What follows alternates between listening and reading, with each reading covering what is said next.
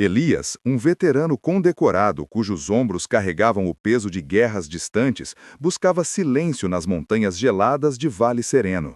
Ao seu lado, sempre vigilante, estava Sombra, seu pastor alemão, o único ser que compreendia a linguagem de sua alma ferida. Eles não procuravam problemas, mas o problema os encontrou na forma da Aquacorp, uma corporação impiedosa determinada a tomar a fonte de água pura que era o coração da cidade. O conflito se tornou pessoal quando Sombra encontrou Dona Helena, a idosa guardiã da fonte, caída perto de sua cabana, vítima da pressão implacável da empresa. Elias a salvou e, ao fazê-lo, declarou uma guerra silenciosa contra a ganância que ameaçava destruir a comunidade. Ele se tornou o protetor de Helena, prometendo lutar por sua casa e sua herança. A batalha parecia perdida, uma luta de Davi contra um Golias de aço e contratos. No entanto, a lealdade de um cão e a fé de um homem estavam prestes a desenterrar um segredo há muito esquecido. Sob as tábuas do assoalho da velha cabana, escondida do tempo e da cobiça, jazia uma caixa de madeira contendo a escritura original da cidade e um testamento sagrado. O documento era mais do que um pedaço de papel, era a alma de Vale Sereno, decretando que a fonte pertenceria ao povo para sempre. Armado com essa verdade, Elias confrontou os executivos da Aquacorp não com armas, mas com a honra. Em uma audiência pública, ele expôs a corrupção da empresa, unindo a cidade em um coro de resistência justa. A vitória não foi conquistada com violência, mas com a força da verdade. Elias, o andarilho, encontrou seu propósito. Dona Helena, vendo nele o guardião que a cidade precisava, legou-lhe sua casa e seu posto. Ele deixou de ser um soldado sem guerra para se tornar o protetor de uma comunidade, sua redenção finalmente encontrada na proteção dos inocentes. O homem que veio em busca de paz encontrou um lar. A cidade que enfrentava a escuridão encontrou seu campeão. Esta é uma história sobre como a honra de um homem, a lealdade de um cão e um segredo divino podem restaurar a fé de uma comunidade inteira. Continue lendo para descobrir como a fé de um homem e a lealdade de seu cão podem mover montanhas.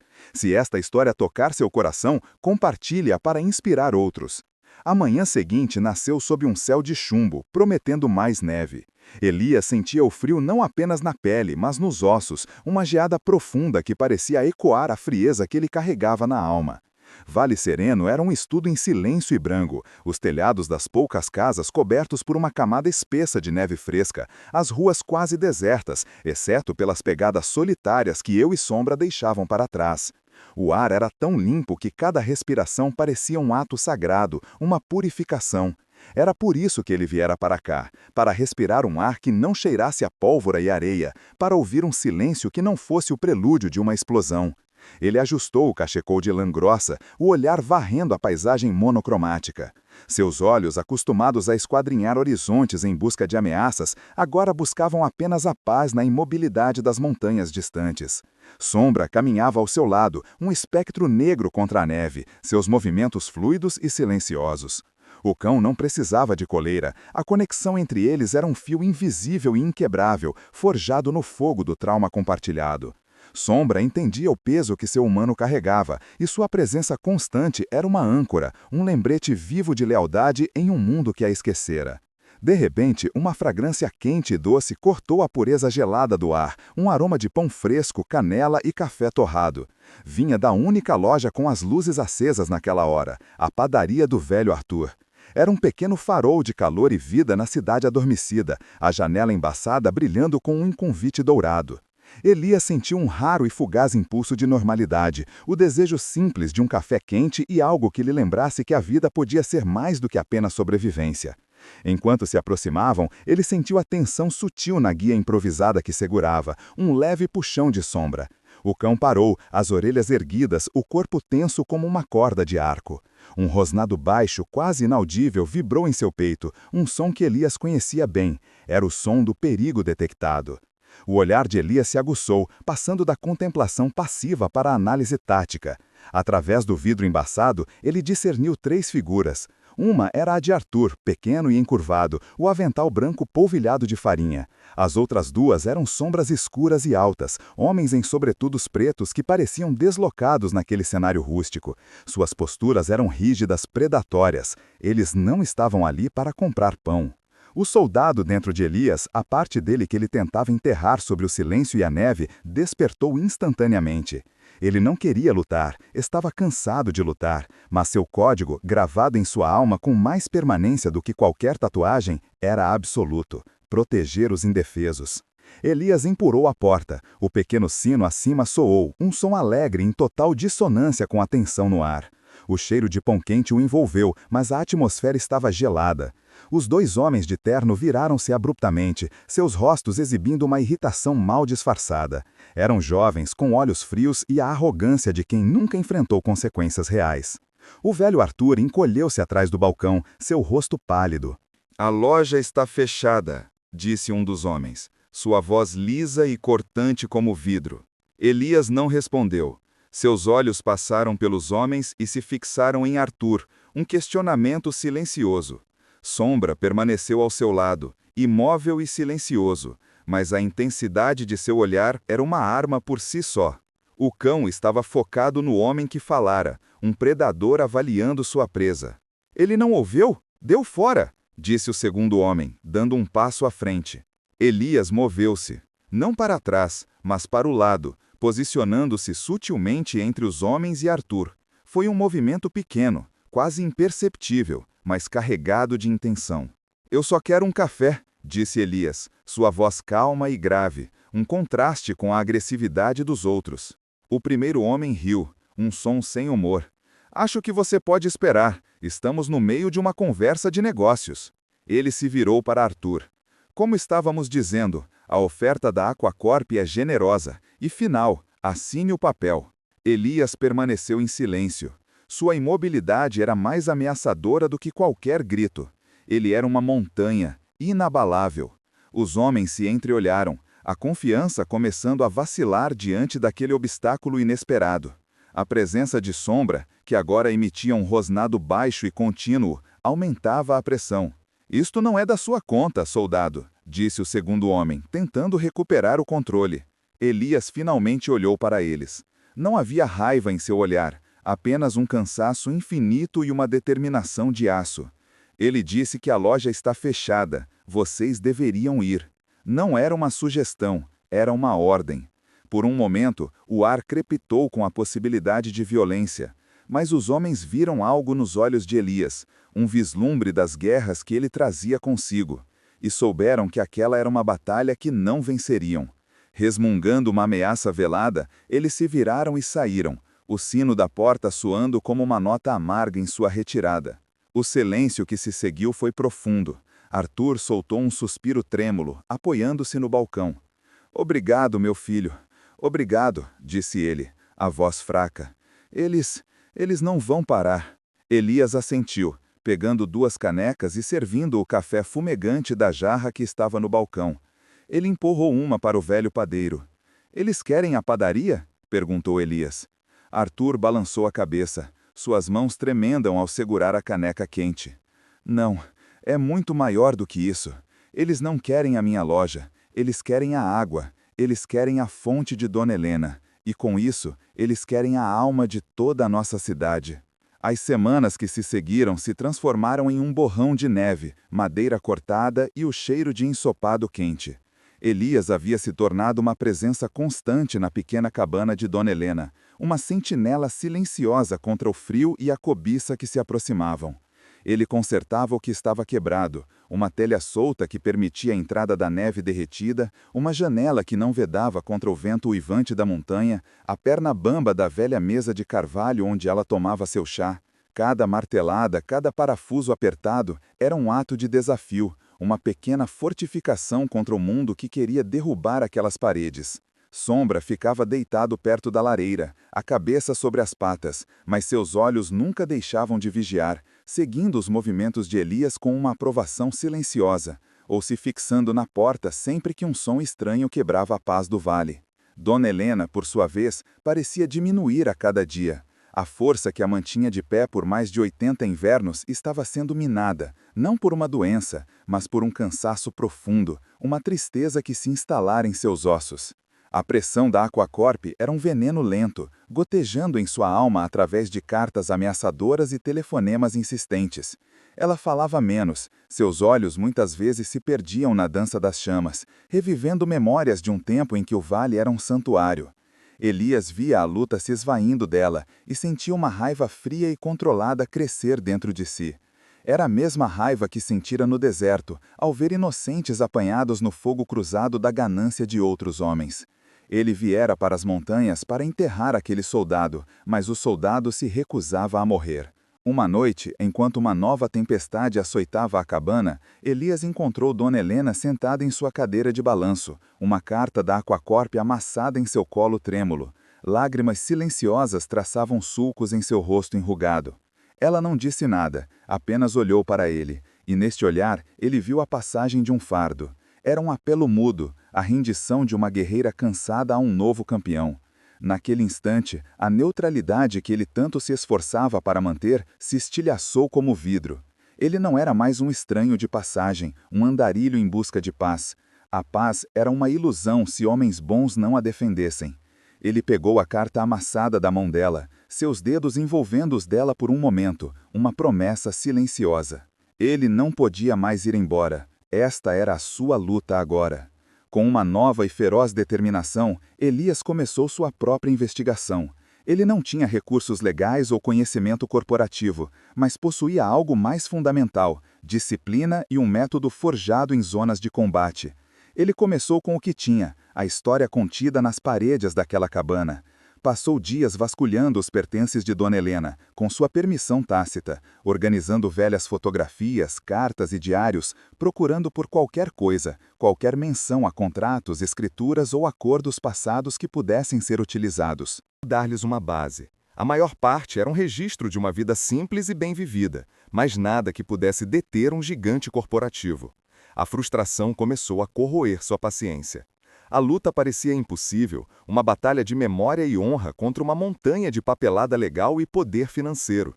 Foi então, em uma tarde cinzenta, enquanto consertava uma tábua solta no assoalho da sala principal, que Sombra começou a agir de forma estranha. O cão, que estava cochilando, levantou-se de repente, o corpo rígido, e começou a farejar e arranhar insistentemente um canto escuro e esquecido do cômodo, perto da lareira de pedra. "O que foi, garoto?" murmurou Elias, mas Sombra não parou. Ele chorangou, olhando para Elias e depois de volta para as tábuas do assoalho, sua pata arranhando a madeira velha com uma urgência que não podia ser ignorada. Intrigado, Elias pegou um pé de cabra de sua caixa de ferramentas. O trabalho para o qual viera ali não era estrutural, mas o instinto do cão era algo em que ele aprendera a confiar implicitamente, uma bússola que muitas vezes o guiara para a segurança e para longe do perigo.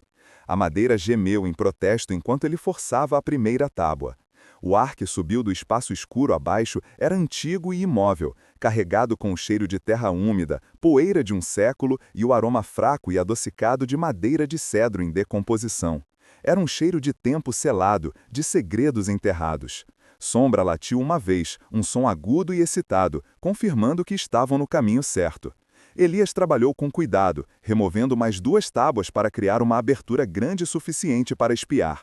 Ele acendeu sua lanterna e o feixe de luz cortou a escuridão como uma lâmina, revelando um pequeno porão de terra batida, cheio de teias de aranha que pareciam mortalhas de seda e o lixo esquecido de gerações. Seus olhos varreram o espaço apertado, esperando encontrar apenas o vazio, ou talvez os restos de um velho caixote. Mas Sombra não se enganara. No centro do pequeno espaço, parcialmente enterrada na terra seca, estava uma pequena caixa de madeira escura. Não era um caixote qualquer, era um baú, reforçado com tiras de latão manchado pelo tempo e com entalhes delicados, quase apagados, de folhas de carvalha e pinhas na tampa. Elias sentiu um arrepio percorrer sua espinha, uma sensação de que estava prestes a tocar em algo sagrado. Ele se esticou, seus músculos protestando, e agarrou a caixa. Era mais pesada do que parecia, sólida e densa. Ele a puxou para a luz da sala, a poeira caindo dela como pó de ossos. Sombra cheirou a caixa com reverência, o rabo abanando lentamente. Elias ajoelhou-se no chão, passando os dedos sobre a madeira áspera. Havia um pequeno feixe de latão, verde de oxidação. Com a ponta de uma faca, ele o forçou com cuidado. O feixe cedeu com um clique seco e audível, um som que pareceu ecoar através das décadas. Ele hesitou por um momento, o coração batendo forte no peito. O que quer que estivesse ali dentro havia sido escondido com um propósito.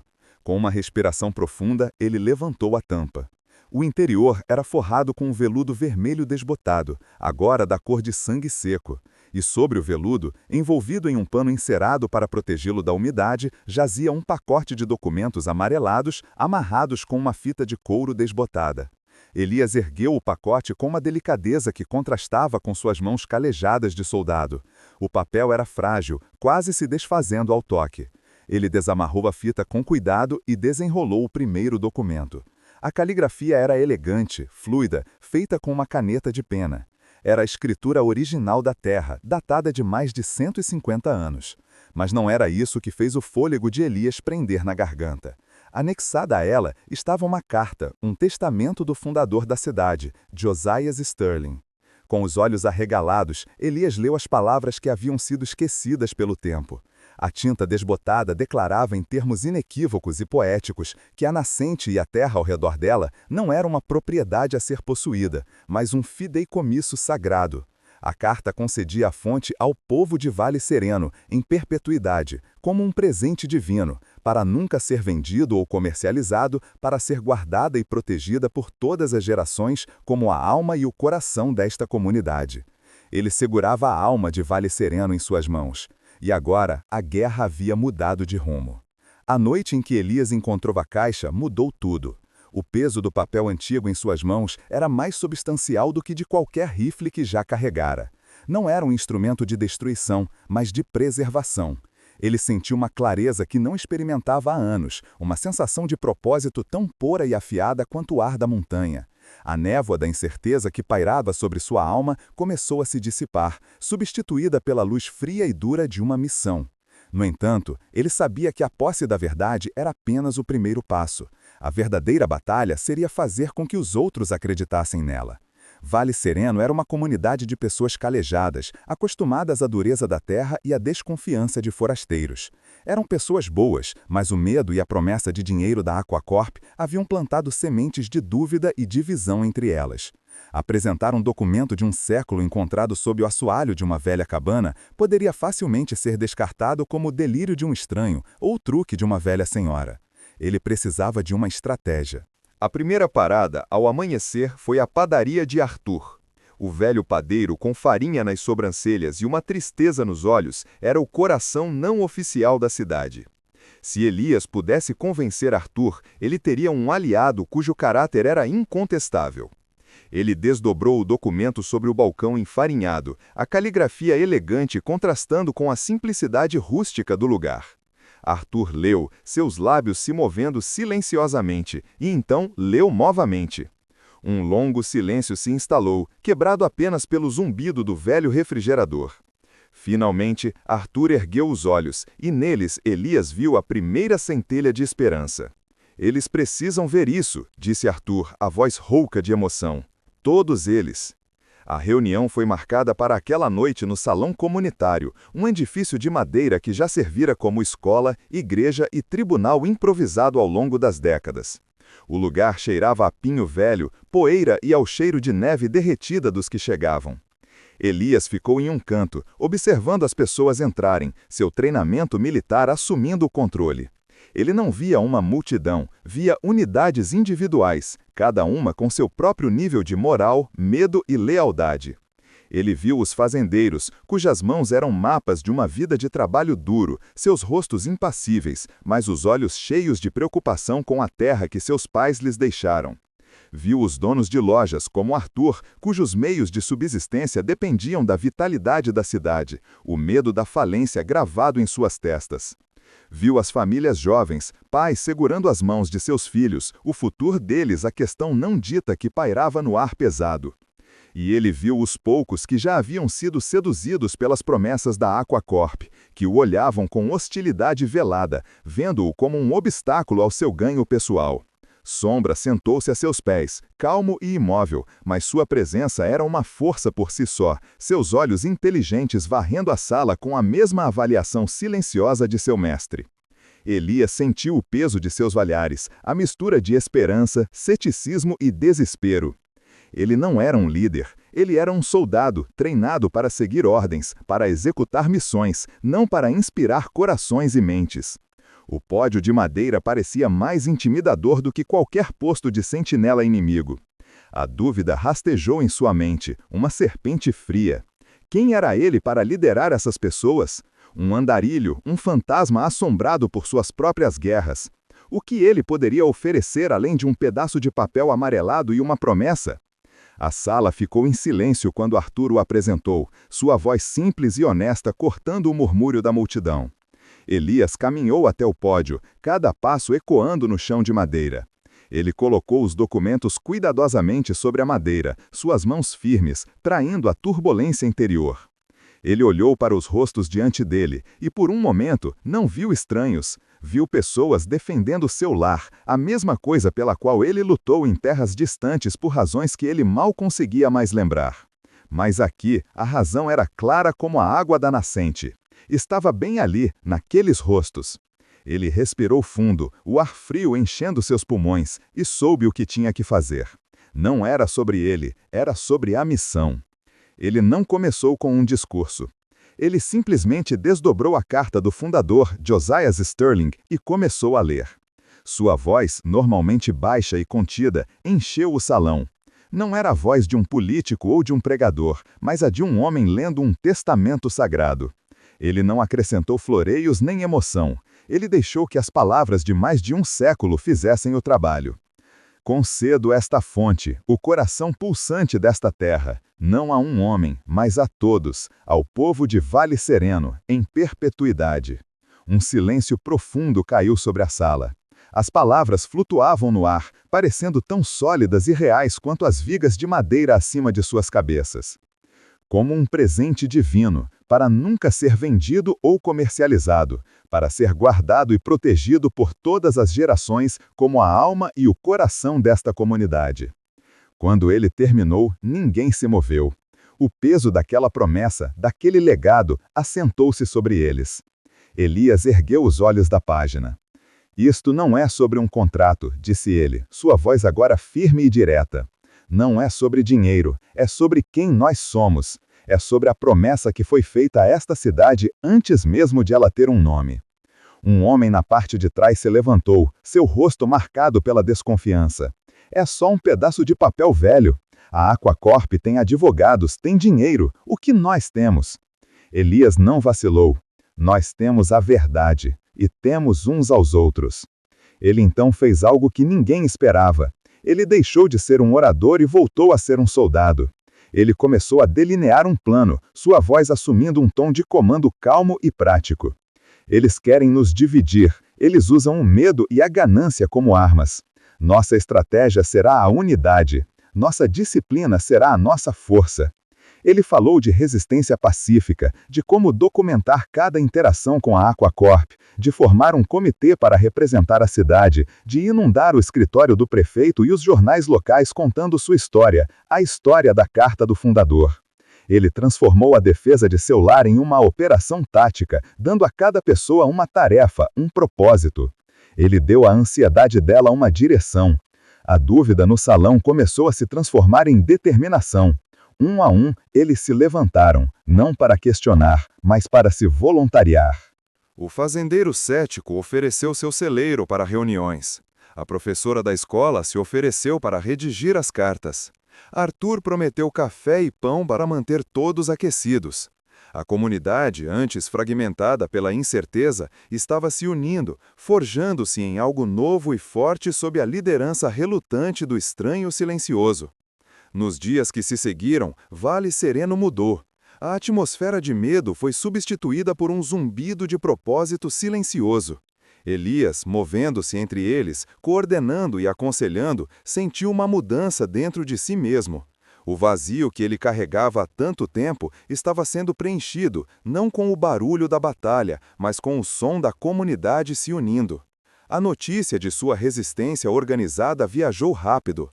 A Aquacorp, que esperava esmagar uma cidade de indivíduos assustados, agora enfrentava uma frente unida e disciplinada. Sua resposta foi rápida e arrogante. Uma tarde, um sedã preto e elegante parou em frente à cabana de Dona Helena. Um homem de terno caro saiu e, sem uma palavra, entregou a Elias um envelope oficial. Dentro, um aviso legal anunciava uma audiência pública final e vinculativa, agendada para o final da semana. A corporação estava movendo o campo de batalha para sua própria arena, um confronto legal onde acreditavam que poderiam esmagar a frágil esperança da cidade sobre o peso de sua força corporativa. A batalha pela alma de Vale Sereno estava prestes a começar. O salão comunitário estava sufocantemente quente. O ar espesso com o cheiro de lã molhada, café requentado e o odor metálico e sutil do medo. Elias permaneceu de pé no fundo da sala, um pilar imóvel em um mar de ansiedade inquieta. Seus olhos, acostumados a varrer campos de batalha em busca de ameaças, agora dissecavam este novo tipo de zona de conflito. Ele analisava as saídas, a disposição das cadeiras de metal dobráveis, a postura dos homens da Aquacorp sentados em uma mesa na frente, seus ternos escuros e caros parecendo uma armadura contra a simplicidade rústica do lugar. Eram dois advogados de aparência jovem com sorrisos predatórios que não alcançavam seus olhos, e um executivo mais velho, cujo rosto era uma máscara impassível de poder corporativo. Sombra estava sentado a seus pés, perfeitamente imóvel, mas Elias podia sentir a tensão contida nos músculos do cão, uma prontidão que espelhava a sua própria. Ele não estava ali como um morador, ele estava ali como um sentinela. A esperança frágil que ele havia ajudado a acender na noite anterior parecia estar se extinguindo sob o ataque implacável da lógica fria e legalista. O principal advogado da Aquacorp, um homem chamado Thompson, estava no pódio, sua voz suave e confiante enchendo cada canto do salão.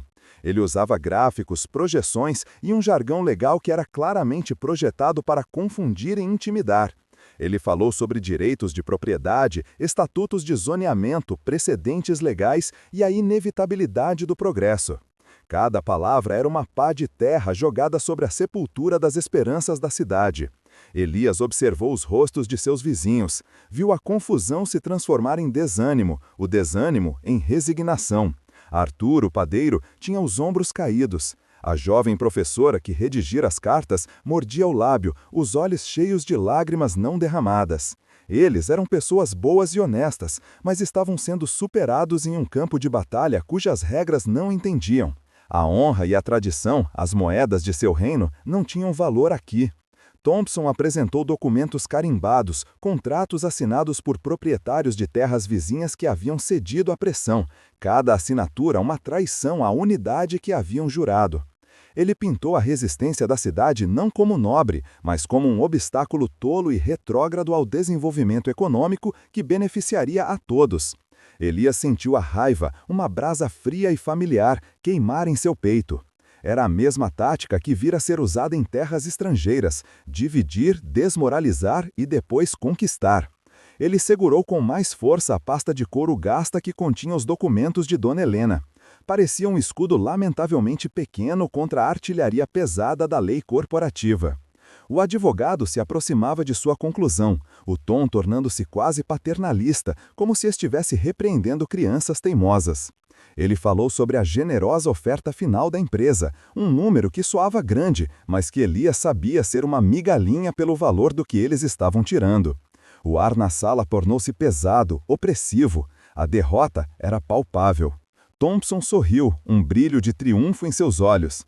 A lei é clara, os fatos são irrefutáveis. Esta audiência é uma mera formalidade, a decisão já foi tomada. Um silêncio de túmulo desceu sobre o salão. Era o silêncio da aceitação, o som de uma comunidade quebrando. O prefeito, um homem de ombros largos acostumado a lidar com nevascas e colheitas ruins, parecia pequeno e impotente atrás de sua mesa de madeira.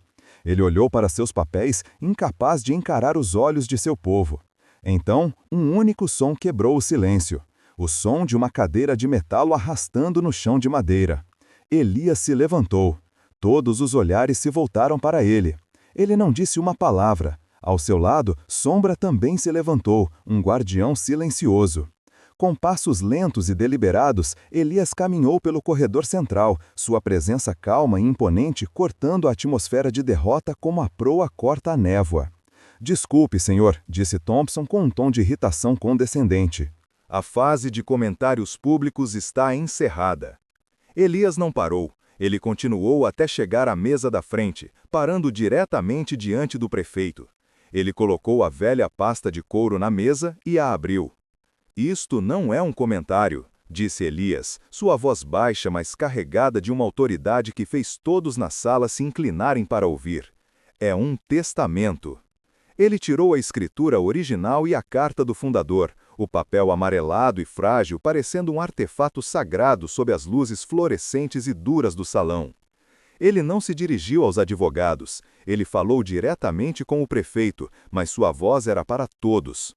Antes de existirem contratos, antes de existirem estatutos de zoneamento, existia uma promessa, feita por um homem que viu esta terra não como uma mercadoria, mas como um santuário. Com uma calma reverente, ele leu a carta de Josiah Sterling.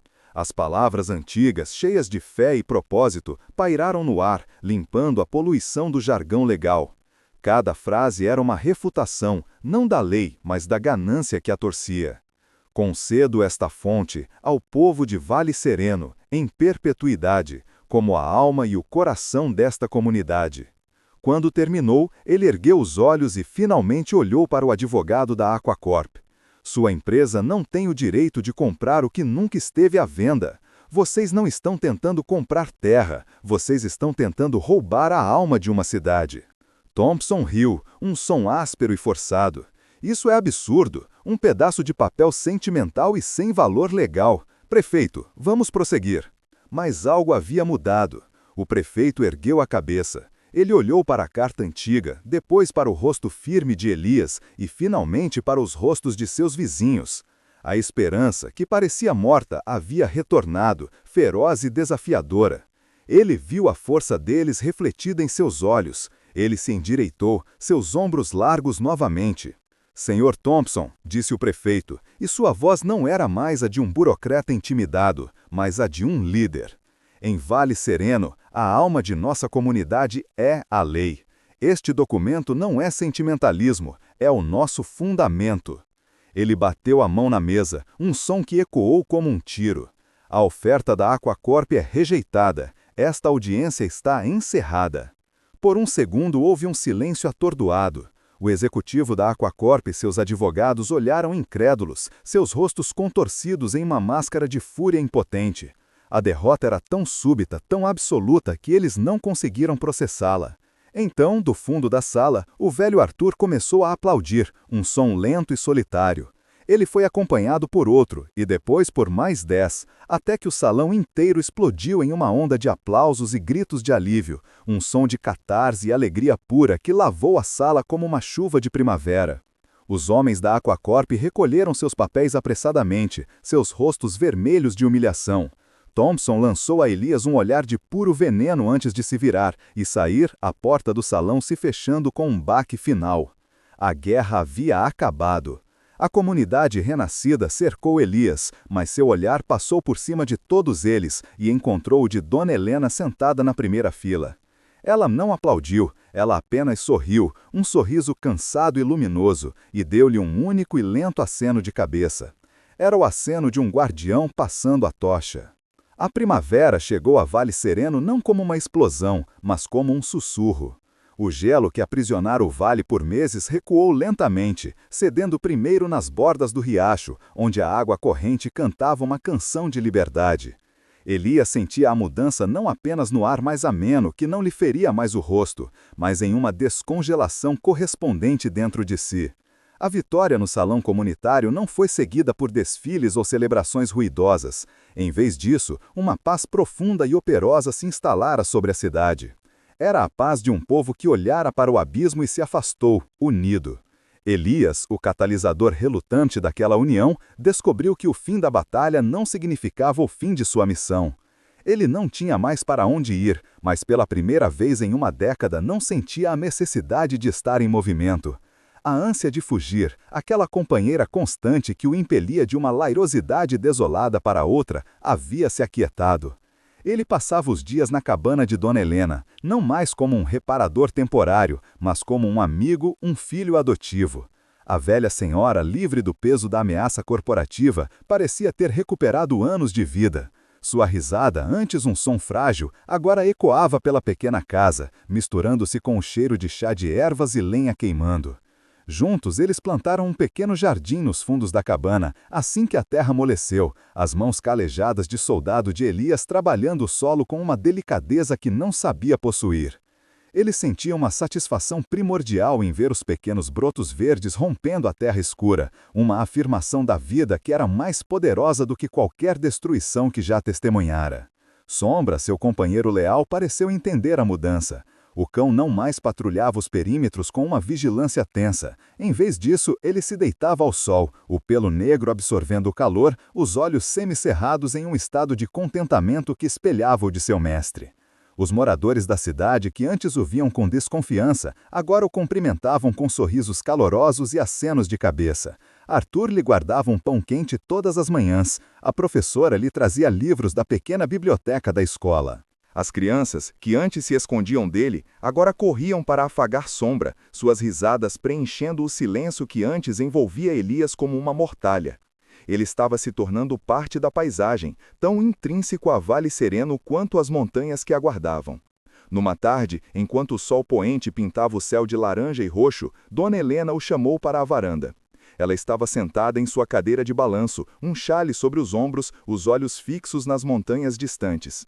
Um lugar precisa de um guardião, disse ela, sua voz suave, mas firme. Um coração precisa de um lar. Ela se virou para ele e em seus olhos antigos e sábios, Elias viu não um pedido, mas uma transferência de legado. Ela estendeu a mão e, na palma enrugada, estava o velho chaveiro de latão da cabana. A fonte escolheu você, Elias, e esta casa, ela precisa de um coração forte para mantê-la aquecida. Meu tempo de guarda acabou, o seu está apenas começando. Elias olhou para as chaves. O metal frio parecia incrivelmente pesado, carregado não com o peso da propriedade, mas com o peso do propósito. Ele pensou em todas as chaves que já havia carregado, de jipes militares, de depósitos de armas, de quartos de hotel anônimos. Nenhuma delas jamais abriram uma porta para um lugar ao qual ele pertencia. Lentamente, ele estendeu a mão e fechou os dedos sobre os dela, envolvendo as chaves.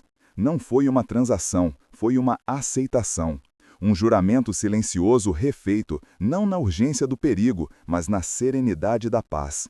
Elias não era mais Elias, o veterano. Ele era Elias, o guardião de Vale Sereno. Ele estava em casa.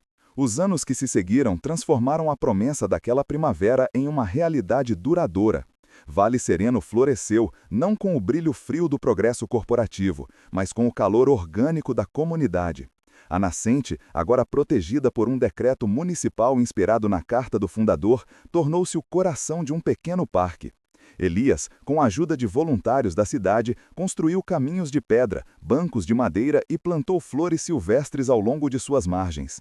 Tornou-se um lugar onde as famílias faziam piqueniques, onde os amantes caminhavam ao entardecer e onde qualquer um podia ir para encontrar um momento de paz, para beber da água pura e lembrar do que haviam quase perdido. Elias era uma presença constante e tranquila, não como um vigia, mas como um zelador. Ele conhecia cada árvore, cada pedra, cada mudança na canção da água. O homem que viera em busca de silêncio para si mesmo, agora preservava o silêncio para os outros. O vazio em seu peito, antes um vasto deserto de perda e trauma, fora preenchido centímetro por centímetro com o respeito de seus vizinhos, com o riso das crianças e com o propósito silencioso de seu trabalho diário. Ele era um homem curado, não pelo esquecimento, mas pela construção. Uma noite, ele estava sentado na varanda da cabana, que agora era inequivocadamente sua. O sol se punha atrás dos picos, lançando longa sombra sobre o vale. Sombra, agora com alguns fios de prata em seu focinho, dormia a seus pés, a cabeça apoiada em sua bota. O ar cheirava a pinho, terra úmida e a fumaça distante de uma lareira. Elias olhou para as luzes que começavam a piscar na cidade abaixo, cada uma representando um lar, uma família, uma história que ele ajudava a proteger. As cicatrizes em sua alma não haviam desaparecido, mas não doíam mais. Eram apenas lembretes, não de quem ele fora, mas da jornada que o trouxeram até ali. Ele finalmente entendia que a paz não é a ausência de guerra. A paz é um jardim para cuidar. Será que a verdadeira força não é medida pela capacidade de destruir, mas pela vontade de proteger? Quantas vezes vemos uma injustiça e desviamos o olhar, convencidos de que a luta não é nossa? A jornada de Elias nos ensina que, às vezes, o lar não é o lugar de onde viemos, mas o lugar onde decidimos fincar raízes e lutar. Ele nos mostra que a maior honra de um guerreiro é encontrada não em campos de batalhas distantes, mas na defesa silenciosa de uma comunidade, e que a redenção pode ser encontrada no fundo de um poço de água pura e no coração de um povo grato. O propósito não é algo que se encontra, mas algo que se constrói, um ato de cada um. Se a jornada de Elias restaurou sua fé na bondade, compartilhe esta parábola de redenção e comunidade.